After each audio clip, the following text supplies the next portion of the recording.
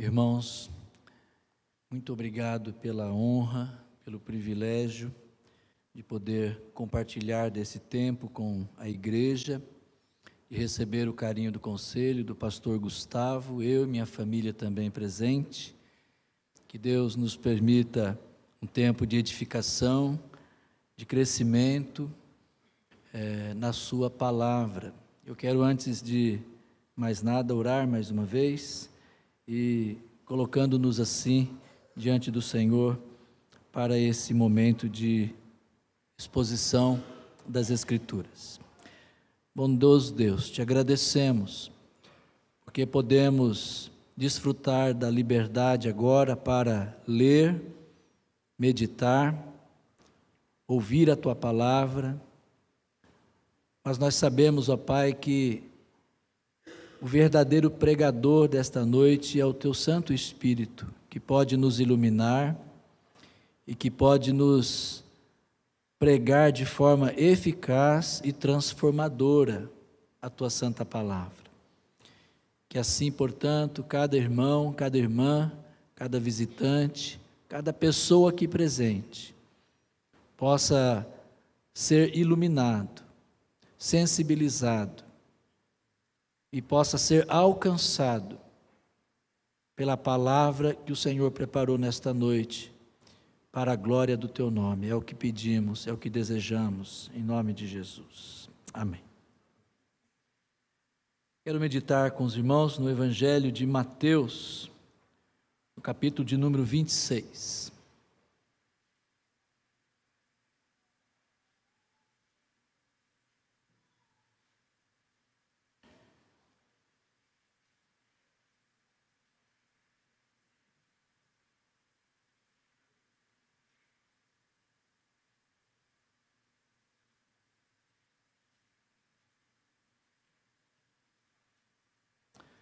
Eu vou fazer a leitura no capítulo 26 de Mateus, do verso 36 até o verso de número 44. A palavra de Deus nos fala: Em seguida, foi Jesus com eles a um lugar chamado Getsêmani e disse a seus discípulos: Assentai-vos aqui enquanto eu vou ali orar. E levando consigo a Pedro e aos 2 filhos de Zebedeu, começou a entristecer-se e a angustiar-se. Então lhes disse: A minha alma está profundamente triste até a morte. Ficai aqui e vigiai comigo. Adiantando-se um pouco, prostrou-se sobre o seu rosto, orando e dizendo: Meu Pai, se possível, passa de mim este cálice. Todavia não seja como eu quero, e sim como tu queres. E voltando para os discípulos, achou-os dormindo, e disse a Pedro: Então nem uma hora pudeste vós vigiar comigo? Vigiai e orai, para que não entreis em tentação. O espírito, na verdade, está pronto, mas a carne é fraca. Tornando a retirar-se, orou de novo, dizendo: Meu Pai, se não é possível passar de mim este cálice sem que eu o beba, faça-se a tua vontade. E voltando, achou-os outra vez dormindo, porque os seus olhos estavam pesados. Deixando-os novamente, foi orar pela 3ª vez, repetindo as mesmas palavras. Então voltou para os discípulos e lhes disse: Ainda dormis e repousais? Eis que é chegada a hora, e o Filho do Homem está sendo entregue nas mãos de pecadores. Levantai-vos, vamos, eis que o traidor se aproxima. Fiz a leitura até o verso 46.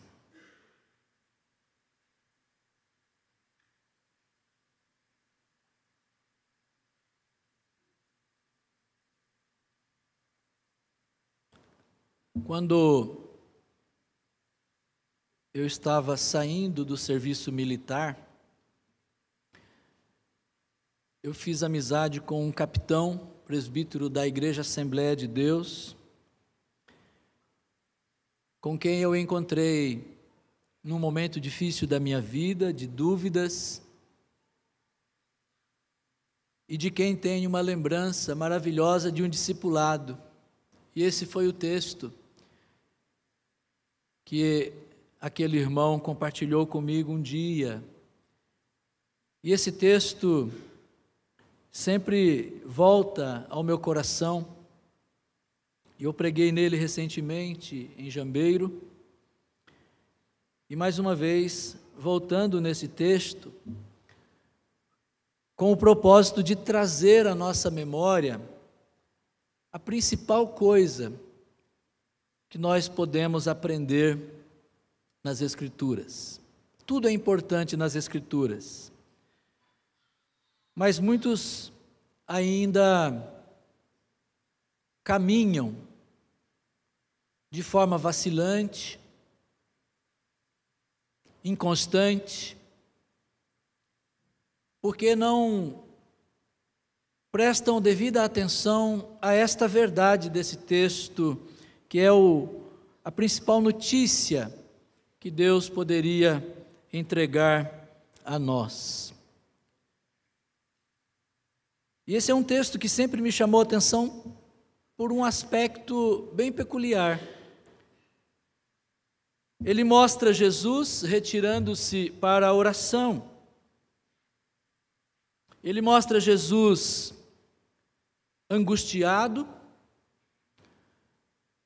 Mateus registra que a sua alma está triste até a morte.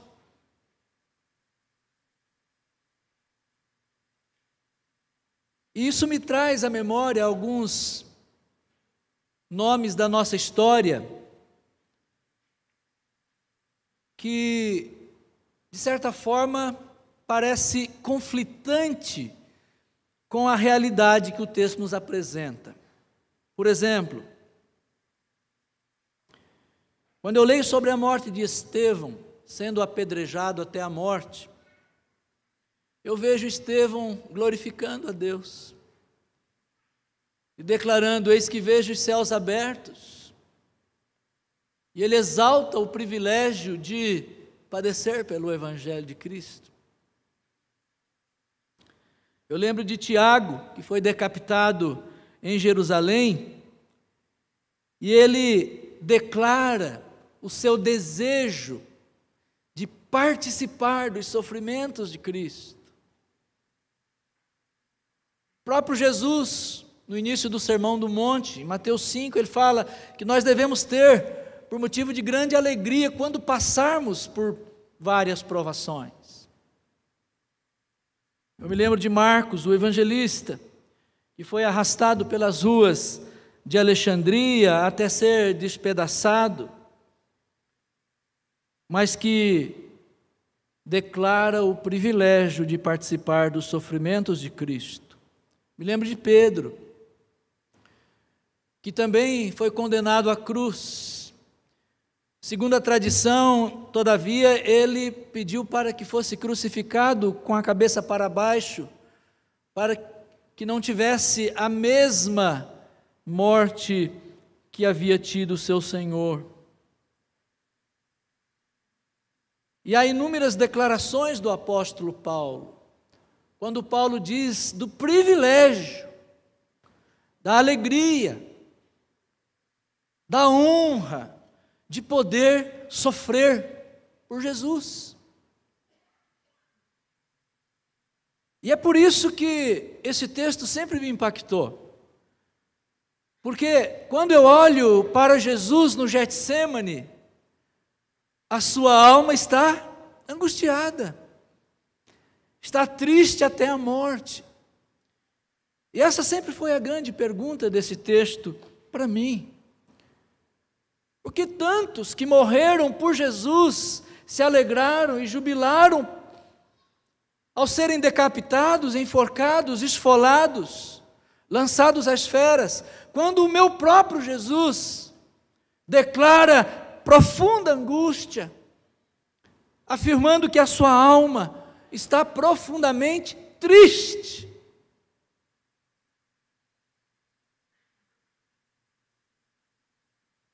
E a pergunta desta noite que eu queria que nós trouxéssemos para a nossa reflexão é esta: qual é a razão do seu Cristo estar angustiado?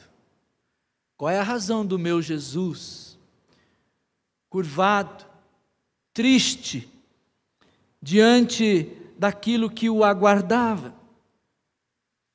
Ele cai em agonia profunda, mesmo sabendo que venceria a morte, mesmo sabendo que haveria de ressurgir.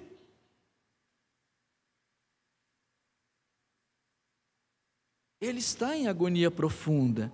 Qual é a razão disso? Mesmo sabendo que estaria ao lado do Pai, mesmo sabendo que a morte não teria nenhum poder sobre si, qual é a razão de Jesus estar angustiado diante da sua própria morte? Em termos simples, a resposta a essa pergunta é porque a morte de Jesus não foi a morte de um mártir, como foi a morte de Paulo, como foi a morte de Estevão, de Pedro, de Marcos, de Tiago, de John Hus. A morte de Jesus, ela não tem esse aspecto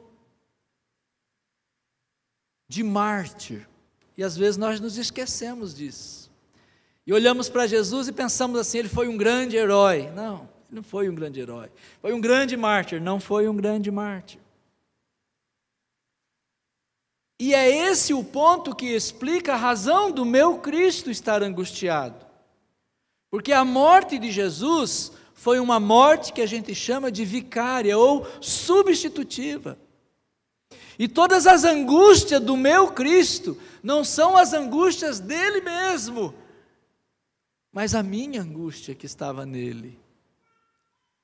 E eu queria demonstrar isso nesta passagem, destacando 3 coisas que confirmam essa morte substitutiva de Jesus. E 3 coisas que demonstram que a sua angústia diante da sua morte não é por causa da morte, mas é por causa de aspectos que o levaram à morte. E aí eu posso entender a razão de um Cristo angustiado.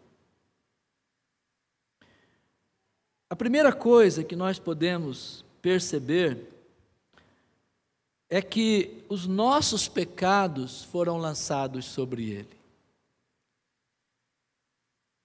Veja bem, Jesus não está apavorado porque pregos vão entrar nas suas mãos ou receber, ou porque haveria de receber uma coroa de espinhos, ou ter o seu lado traspassado por uma lança, ou porque receberia açoites, ou qualquer outro tipo de tortura. Essa não é a razão. E a primeira razão é essa: os seus pecados estavam sobre ele. A palavra de Deus nos mostra abundantemente que o pecado sempre causa o quê? Separação.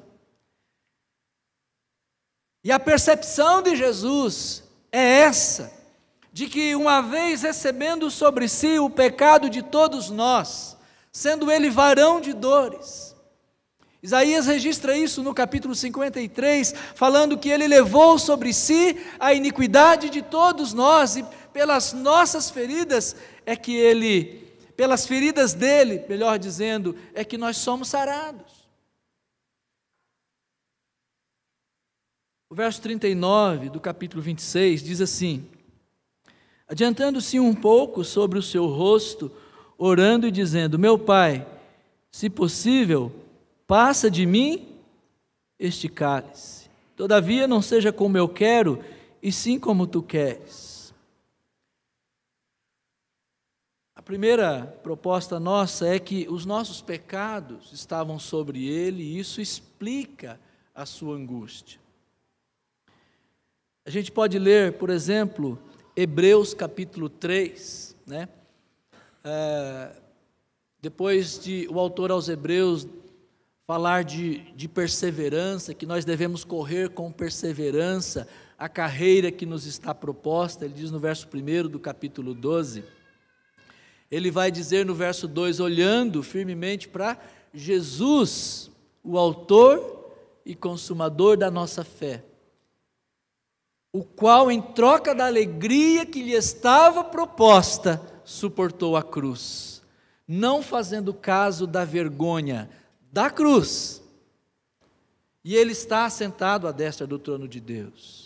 E o verso 3 de Hebreus 12 diz: considerem atentamente aquele que suportou tamanha oposição do quê? De pecadores contra si. E é essa oposição de pecadores que agora cai sobre Jesus. Você sabe por que Jesus está angustiado? Para que você e eu não vivamos angustiados diante da triste realidade do nosso pecado. Eu não preciso mais temer condenação, porque já não há mais condenação para aqueles que estão em Cristo Jesus. Isso explica o meu Cristo angustiado. Os meus pecados estavam sobre ele. Paulo, escrevendo aos Coríntios, Paulo diz no capítulo 5, verso 21, aquele que não conheceu o pecado, ele o fez pecado por nós, para que nele fôssemos feitos justiça de Deus. Eu entendo melhor agora as razões de um Cristo angustiado. E eu não me decepciono de jeito nenhum. Aquela condição não é de um mártir, mas de um substituto, de alguém que está indo ali em meu lugar. A palavra de Deus nos mostra no verso 42 que depois ele se retira para orar de novo e ele diz: meu Pai, se possível, passa de mim esse cálice sem que eu o beba. Contudo, faça-se a sua vontade. E o verso 44 diz que, deixando-os novamente, foi orar pela terceira vez, repetindo as mesmas palavras. Quais palavras? Se possível, passa de mim este cálice.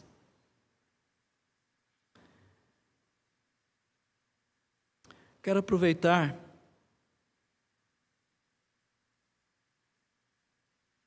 o texto do Salmo 75, que o nosso irmão presbítero leu na abertura da liturgia. A palavra de Deus diz assim, no verso de número 7, Deus é o juiz, a um abate, a outro exalta, porque na mão do Senhor há um cálice, cujo vinho espuma, cheio de mistura, dele dá a beber, sorvem-no até as escórias, todos os ímpios da terra. A palavra cálice aparece muitas vezes na Bíblia, como sendo um instrumento de execução de condenados. Cálice, naquele contexto histórico, era uma mistura venenosa, justamente usada para execuções. Ezequiel fala sobre isso. E quando Ezequiel fala no capítulo de número 23, verso 32 a 34, Ezequiel fala de alguém que haveria de beber do cálice de pavor e de assolação. Quem são esses? Você e eu.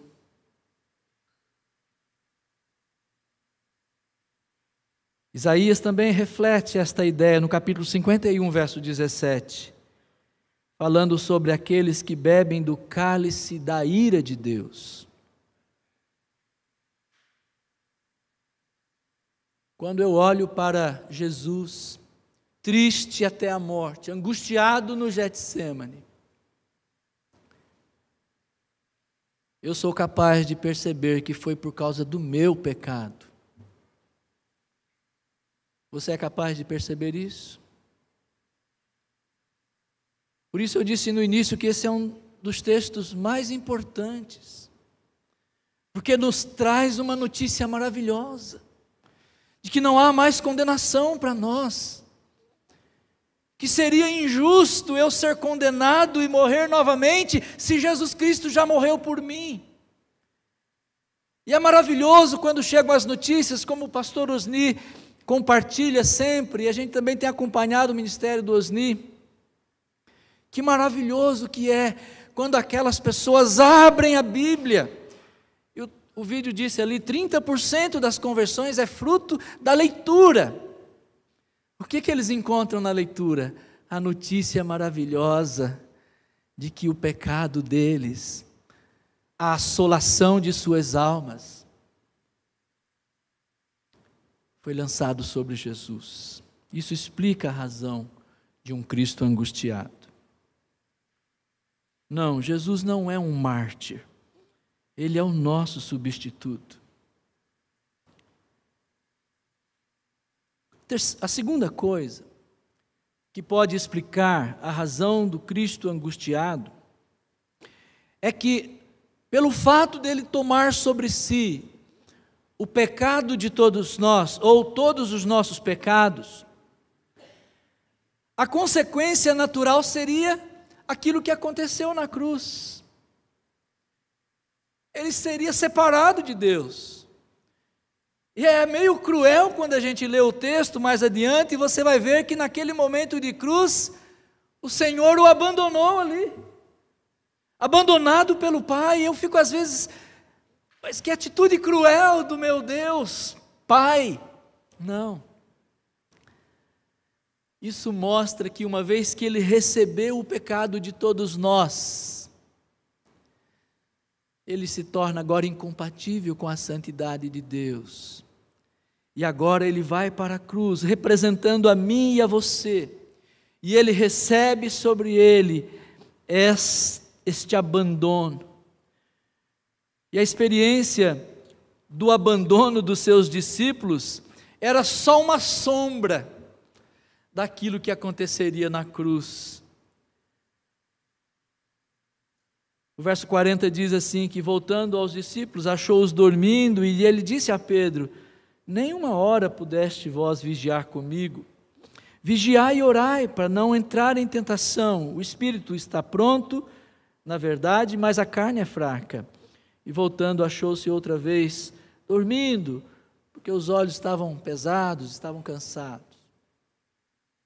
Fico imaginando a cena, que frustrante é para o Senhor, naquele momento de angústia, né? Quando Ele volta, Ele encontra os seus discípulos, parceiros, companheiros, dormindo, sentimento de abandono, mas isso não era nada, diante daquilo que estava para acontecer na cruz. E é na cruz que nós temos o registro do grito do meu Senhor, no momento em que Ele ora ao Pai dizendo: Eli, Eli, lama sabachthani, que significa: Deus meu, por que me abandonaste, ou por que me desamparaste, conforme a tradução. Eu entendo porque o meu Cristo está angustiado, porque hoje eu e você temos um novo e vivo caminho consagrado pelo véu, e nós temos livre acesso ao Pai, por meio de Jesus, o nosso mediador, o único caminho, o único advogado. Nós temos acesso total à presença do nosso Pai, por meio de Jesus. Mas para que você tivesse total aceitação, Ele precisou ser abandonado. Aquele abandono que merecia você e eu, caiu sobre Ele. Sabe por que você e eu não ficamos angustiados até a morte? Porque Ele ficou no nosso lugar. Porque Ele tomou sobre si os nossos pecados. E porque Ele experimentou o abandono de Deus, para que você e eu fôssemos reconciliados, juntados por Deus.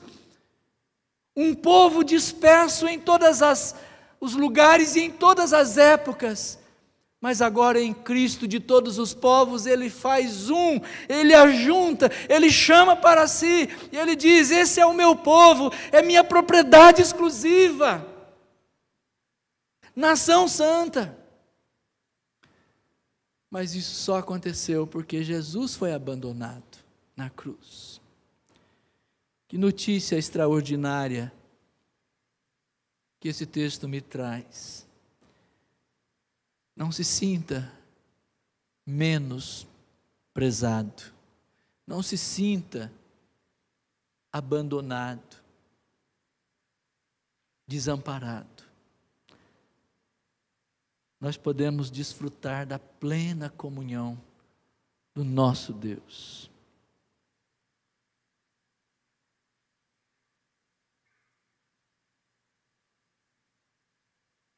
Em terceiro lugar, além do fato dele ter levado sobre si os nossos pecados, além do fato de que ele ficaria abandonado por Deus, a palavra nos mostra ainda de forma mais contundente que não apenas o abandono de Deus, mas a ira de Deus cairia sobre ele. A angústia do meu Cristo no Getsêmani se explica. Porque a ira que cairia sobre mim, caiu sobre ele. Como você e eu estaríamos se nós tivéssemos a certeza de que a ira de Deus cairia sobre nós? Não ficaríamos igualmente apavorados? Que coisa extraordinária. Varão de dores. Que coisa extraordinária saber que Jesus é 100% Deus, mas Ele também é 100% homem, o que o torna um substituto perfeito. Mas Ele é 100% homem e Ele é 100% santo, perfeito, imaculado. E é por isso que Ele é aceito diante de Deus. Agora, esse santo, perfeito, imaculado, tem sobre ele o pecado meu e seu, e por essa razão a ira de Deus vai cair sobre ele, não a mera ausência de Deus, não o mero abandono e desamparo, mas a presença da ira objetiva de Deus.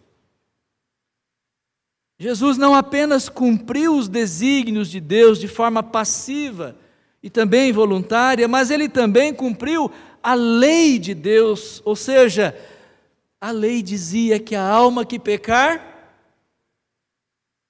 morreria. E é por isso que você e eu temos vida eterna, porque Ele morreu em nosso lugar, a morte eterna. Mas a morte não o segurou. Ele não foi retido por causa do nosso pecado. Porque uma vez feita a redenção, Ele cumpre o seu papel. Mas Ele também é Senhor, Ele é Senhor sobre a morte, Ele é Senhor do céu e da terra, Ele é Senhor da sua igreja, Ele ressuscita em glória, e Ele vive e reina para sempre.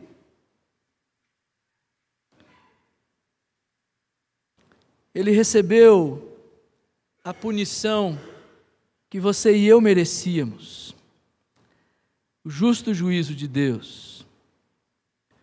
Romanos capítulo 2, verso 5, diz assim: mas segundo a tua dureza e coração impenitente, acumulas contra ti mesmo ira para o dia da ira e da revelação do justo juízo de Deus, que retribuirá a cada um segundo o seu procedimento, a vida eterna aos que, perseverando em fazer o bem, procuram glória, honra e incorruptibilidade, mas a ira e a indignação aos facciosos que desobedecem à verdade e obedecem à injustiça. Sabe qual é a nossa tentação aqui? A nossa tentação é olhar para fora de nós e dizer: quem será esses? Que galera é essa que vai receber a ira de Deus, esses facciosos que obedecem mais à injustiça do que à verdade? Quem são esses? É você mesmo, sou eu. Essa é a nossa condição depois da queda. Nós não temos outra coisa, nós temos uma natureza caída que nos afasta de Deus, e por mais que você faça escolhas boas, por mais que você pratique o bem, nunca é o bem que poderia ser de uma natureza santa e perfeita.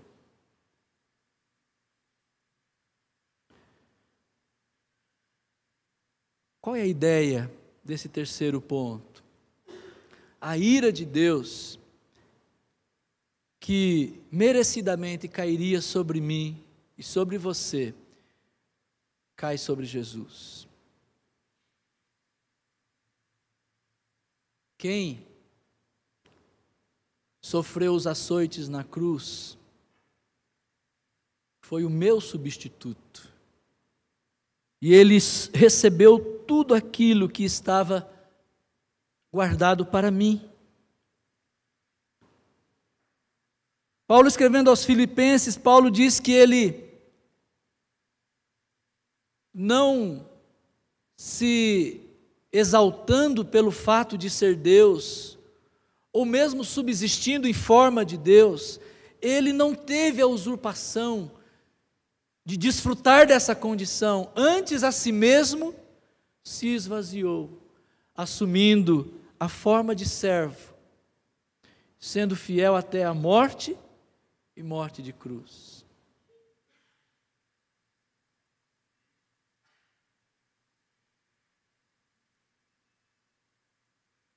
Nada, irmãos, do que nós façamos, nada do que nós façamos, nos torna merecedor de qualquer mérito, ou melhor, de qualquer graça, de qualquer misericórdia. Nada do que façamos. A única coisa que nos habilita para a presença de Deus, não só nesse momento, quanto na presença eterna, é aquilo que Jesus Cristo fez em nosso lugar, como substituto. Ele levou sobre si os nossos pecados. Ele foi abandonado por Deus na cruz. Por que me desamparaste? E ele recebeu sobre ele a ira de Deus. E eu encerro lembrando do testemunho de Paulo, que diz assim, Romanos 8:39, nada pode nos separar do amor de Deus que está em Cristo Jesus. O autor aos Hebreus, no capítulo 13, verso 5, diz uma promessa que nunca devemos esquecer. Ali diz assim, nunca te deixarei, nunca jamais te desampararei. Essa é a promessa daquele que desamparou o meu Senhor na cruz.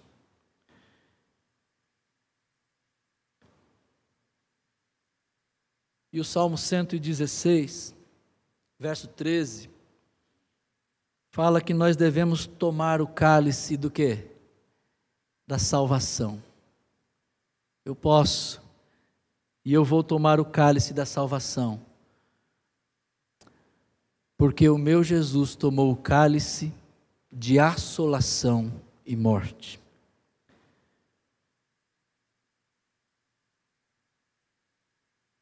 O meu Cristo, angustiado no Getsêmani, se explica não como um mártir, mas como um substituto.